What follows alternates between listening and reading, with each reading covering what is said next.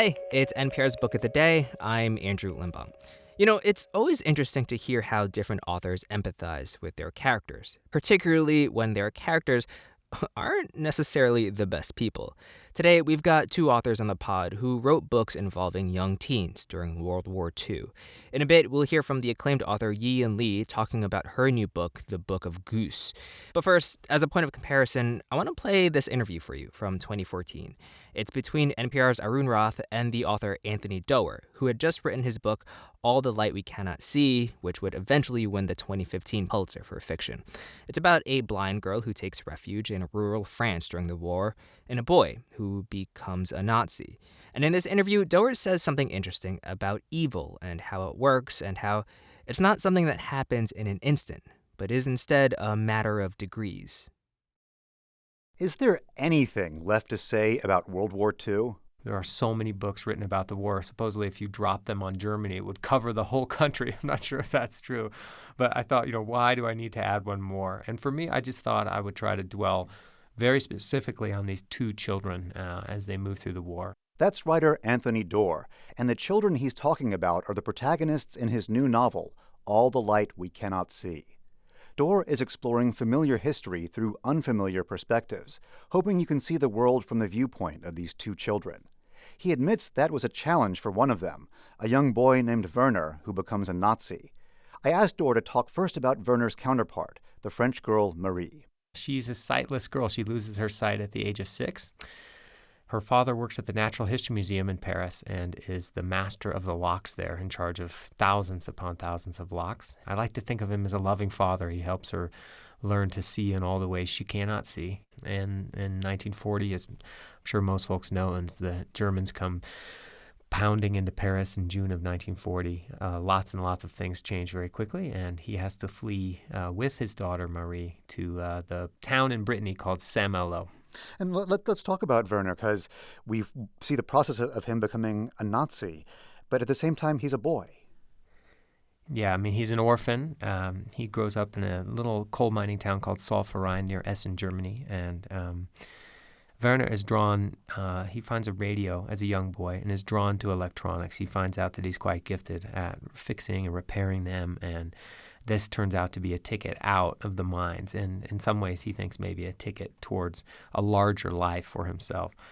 But unfortunately, he goes to an elite paramilitary school that really funnels boys into the elite of the Nazi Party. So while they might be teaching him quality engineering 1 hour, the next hour they're teaching him just awful things, eugenics or just, straight up military combat stuff. So he ends up making some difficult and poor choices. But I hope the reader stays with him and finds herself implicated morally, even if as she finds herself maybe cheering for Werner and realizing what that means to root for him. Well, what you see with him and experience with him, it's in a way what I think a lot of young Germans experienced in World War II. You have a generation of boys who were taught to turn off their humanity. You got it, yes. And part of the reason the book took me so long, the book took me 10 years to make, was all the research for that was harrowing, trying to understand, not just about the Holocaust and what was happening on the Eastern Front, but all these insidious ways the propaganda was worked into the minds of poor people in Germany, particularly through radio. These people's receivers, these state-subsidized receivers that really was the only radio a middle income or a lower income family could afford, that was incapable of shortwave and really could only receive 2 or 3 big national stations, just hammering this nationalism into the heads of poorer people. You're touching on an aspect of the book that appeals to a lot of us working here, this recognition, almost a celebration of the power of radio. Great, hooray, I'm glad. Yeah, originally the whole idea for the book came from me. I was on a train heading into Penn Station from Princeton, New Jersey, and we started going underground, and the man in front of me was on a cell phone call. This was in 2004, and his call dropped, and he got kind of angry. He got a little embarrassingly angry, unreasonably angry.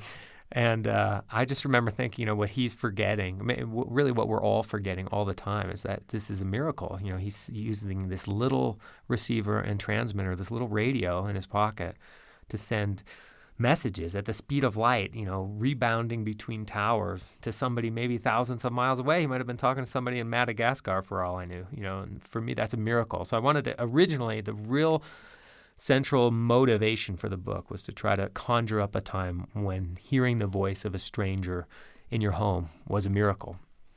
I'm wondering where this novel came from, because it seems, what I know of you, far outside of your experience. You're a relatively young novelist. You're from the middle of America. You didn't grow up close to this history that you're writing about. What led you here? For about a year after hearing that conversation on the train, I did not know where or yet quite when I was going to set the book. All I knew is that I had a blind girl reading a story to a boy over the radio. And it wasn't until a year later I was on book tour in France and stopped at the seaside town of Saint-Malo. It's this walled citadel right on these aqua waters of the English Channel. Walking on the ramparts after a whole day of exploring all these granite mansions and walking the low-tide beaches. And I told my editor, it's amazing to be in such an old city. And he said, well, actually, in August of 1944, this city was almost entirely destroyed by American bombs. And first, what compelled me so much was that in a decade of rebuilding, those kind of memories, that level of violence could be so written over that, a foolish tourist like me couldn't necessarily even notice it. I thought that was dazzling. And then secondly, this idea that there were all these still untold stories tucked within the D-Day story. I feel like, here, this was 2 months after D-Day, and the Allies had penetrated almost halfway to Paris, and yet here was this citadel where Germans were still holding out. Those things really drew me into the story. And before I knew it, I thought, well, here's a time when radio was important, and here's a place that I feel really connected to and vitally interested in. And where did Werner come from then? Werner came really ultimately from a photograph. There was a photograph in Life magazine of a boy who was 15 years old when the United States Ninth Army took a town called Reichenbach. And the photo is of the boy. He's clearly in a uniform that's too large. He's 15 years old. His father had died in 1938, and his mother had died in 1944. And he had joined the Luftwaffe, the Air Force, to support himself. And the photo was the first time, really, in my adulthood that I had thought to empathize with a German citizen. In the narratives growing up from the war, Germans were primarily evil. And I thought, here I've got this sympathetic girl. I'm going to see if I can make this boy growing up in Germany try to understand how evil is something of degrees. Step by step, we go toward it. And it's not necessarily, Let me back up 1 second. Right now, we're at this incredible time. I feel really passionately about this, that we're losing thousands of people for whom World War II is memory every day. In another decade, there will be nobody left, very, very few people left, who can remember the war. And so history becomes something that becomes slightly more malleable. And I worry about how my own sons, my 10-year-old sons, are learning about the war, whether it's through video games or the History Channel. Particularly politicians, they're often presenting the war as a very black and white narrative. And I worry that that's dangerous. I think it's important to empathize with how citizens come to a certain point, and that might be a more meaningful way to try to avoid what had happened. That's author Anthony Doerr. His new book is called All the Light We Cannot See. It's out now.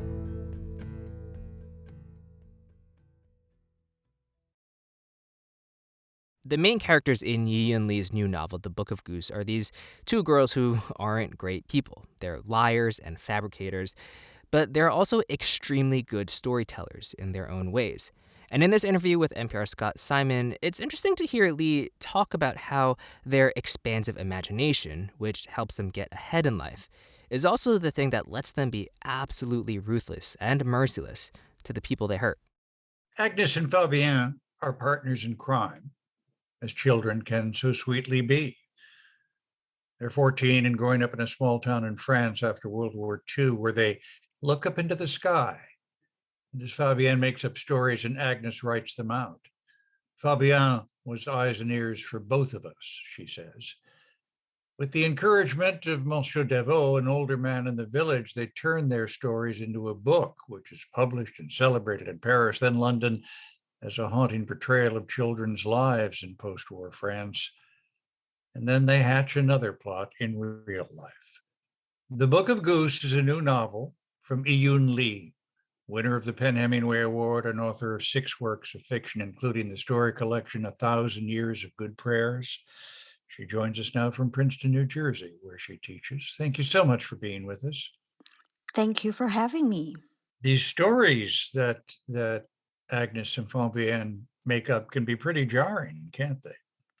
Well, that's their life, which is, post-World War II French countryside. So, yes, they are jarring. They are about animals, dead babies, live animals, and, crazy people. But I don't think the girls find it jarring for themselves because that's how children experience life. It's just part of their world. And why does Fabienne insist on Agnes being identified as the only author? Yes, so that's the mysterious part about this young girl who has all the imagination to make up all the stories, and yet her instinct is she's not pretty enough. She's not compliant enough for the world to know her as a girl author. Well, her friend Agnes has all the capacity of catering what the world needs. So she says, let's make this a 2-person game. I write, you are the name of the book.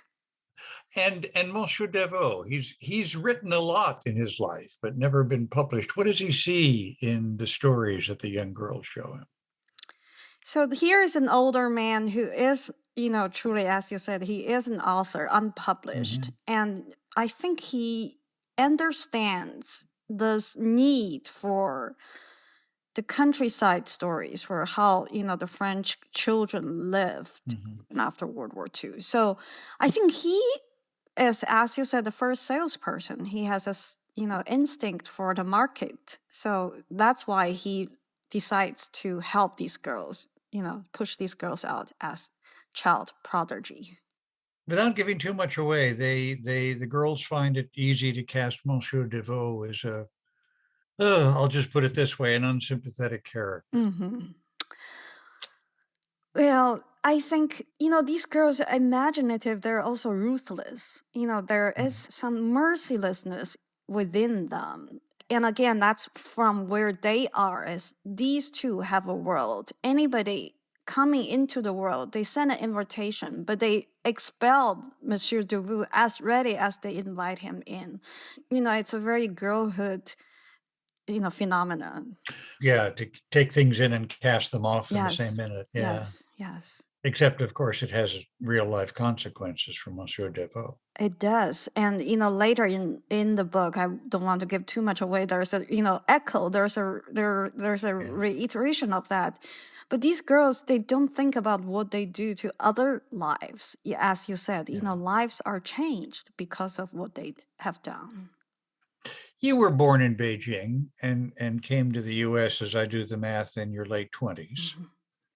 What led you to imagine these 2 young girls in post-war France? People say, why French countryside? And sometimes I think, why not, right? Perfectly valid answer. Yes. And in a way, I don't particularly think this is a French story. This is more about a girlhood story. As children going through 12, 13, 14, they're on the cusp of becoming, adults, and they still maintain their, the childlike world. That's an interesting age, and especially 2 girls close in a relationship around that age, they can make up an entire world. They can make up an entire life for themselves. Yeah. And I'm really attracted to that age and the girls, during that transition period. I've read interviews with you where you talk about going through a very tough emotional period. Yes. And I suppose this was, it's a long few years. I myself experienced suicidal depression, and then I lost a child to suicide. Yeah. Totally personal question. And in a sense, the least important question. But do you think we read that in your work now somehow? Well, I suppose you can never say no to these, possibilities. I'm sure an author's life bleeds into her work. And I mean, clearly the Book of Goose is not autobiographical because it's about French girls, but I think an author, in a way, is porous, right? Our life bleeds into work, and work also sort of bleeds back into our life. So I maintain that porousness to allow this communication between myself and the characters. Your novel keeps raising a question and doesn't have a facile or reassuring answer, which is, why do writers write? I mean, fame, money, revenge, joy? Or all of them above? Yeah. Yes, I suppose for Fabienne and Agnes, Fabienne did say at the beginning of their writing the book, she wanted to be known, not like a fame-wise, but she wanted the world to know how their life was like. That's her, explanation. I think that's probably one motivation some of the writers write. And as you said, fame, Agnes went on to become a child prodigy, poster child, on the magazine cover. But also loss, with the two, by gaining something, they have also lost a lot of things in their lives. Including each other. Yeah, that's the most precious thing they have is each other. And in the end, they have to endure that eternal loss of each other. Yiyun Li, her new novel is The Book of Goose. Thank you so much for being with us. Thank you so much for having me. And that's it for this week on NPR's Book of the Day. If you want more, you can sign up for our newsletter at npr.org/newsletter/books. I'm Andrew Limbong. The podcast is produced by Mason Tran and Jivika Verma and edited by Megan Sullivan. Our founding editor is Petra Mayer. The show elements for this week were produced and edited by Hiba Ahmad, Shannon Rhodes, Courtney Dorning, Connor Donovan, Taylor Haney, Rina Advani, Hafsa Fatima, Dee Parvaz, Becky Sullivan, Steve Lichtai, Ashley Lisenby, and Hadil Al-Salchi. Beth Donovan is our managing editor. Thanks for listening.